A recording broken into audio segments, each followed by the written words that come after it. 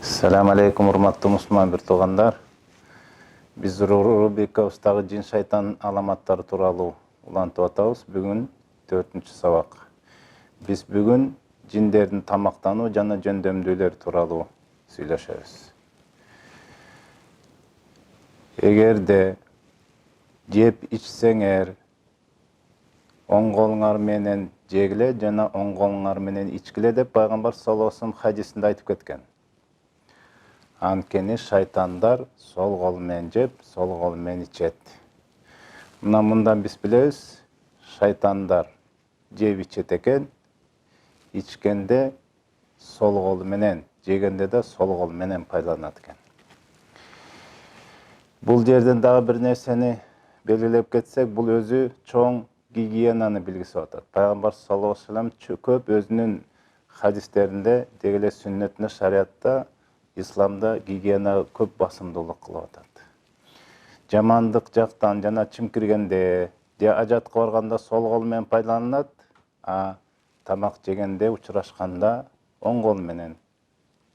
Эми элестетсеңер, кимдир бирөө оң кол менен чимкирип туруп, башка бирөө учурашып атат. Адепсиздик гигиенанын эң жамандыгы ушта. Мына шайтандар ошон үчүн сол кол менен жеп, сол кол менен ичишет. Бул жерде шайтандардын тамактануусу жейт экен, ичет экен келип атат.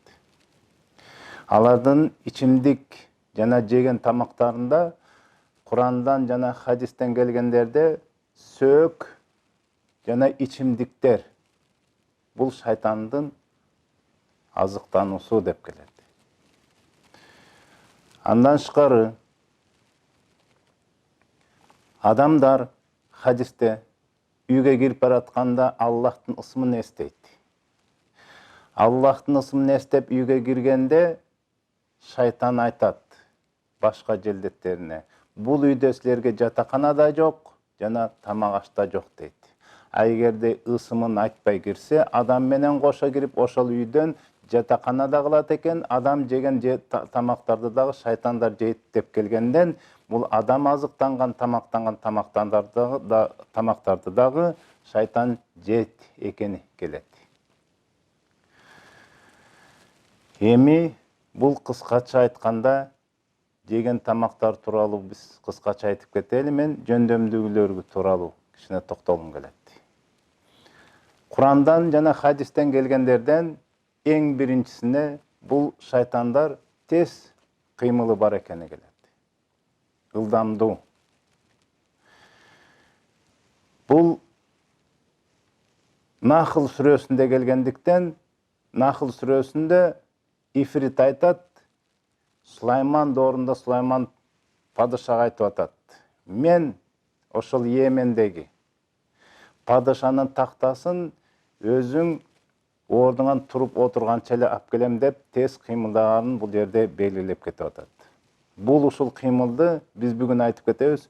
Көз ачыктар пайдаланып, жанагындай маалыматтарды, кимде ким эмне кылып атат, ким каерде эмнесин жоготту, ушул жерде отуруп эле анын атасынын, апасынын аттарын билип, жайгашкан жерлерин билип, жиндерди жиберип, эмне каякта жоголуп жатат же каякта жүрөөрүнө чейин айтып берген мына ушундан.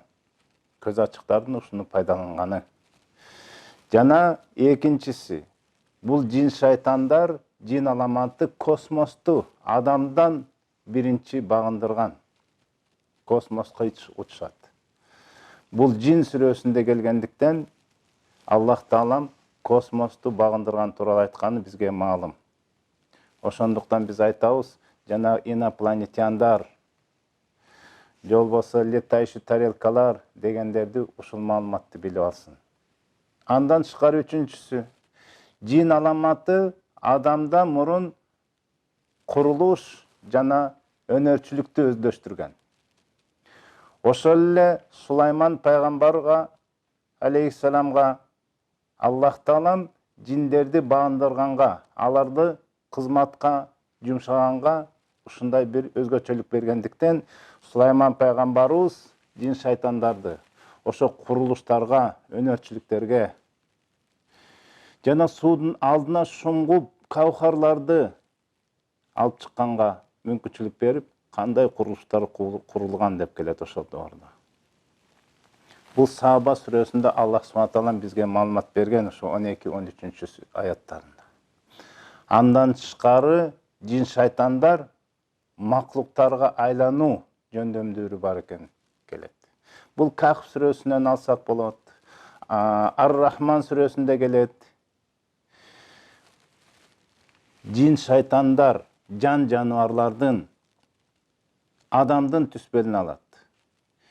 Эшектер, иттер шайтанды көрөт деп келет. Коростор периштелерди деп келет. Бул жөндөмдүүлүгү ушундай болгондуктан муну дагы пайдаланып көз ачыктар адамдардын башын айландырганы да ушудан. Кемпирди көрдүм, сенде чалды көрдүм, кабыланды көрдүм, арстанды көрдүм. Болбосо бир жыланды көрдүм, мышыкты көрдүм деп туруп, мынакей ооруган адамдарга кайсы бир ушу мындайча айтканда жин шайтанга тайпас болуп, же болбосо поражен жином адамдар, же болбосо көз ачыктар ушу жин шайтандарды көргөн үчүн ошону айтышат.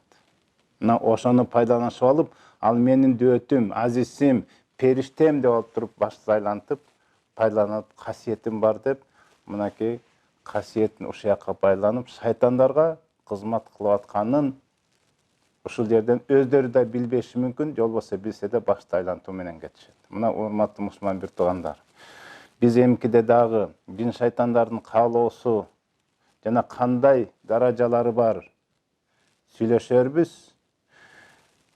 Бизге кандай бир сунуштарыңар болсо, каалоолоруңар болсо, биздин сайтыбызга киргиле, баракчаларыбызга киргиле.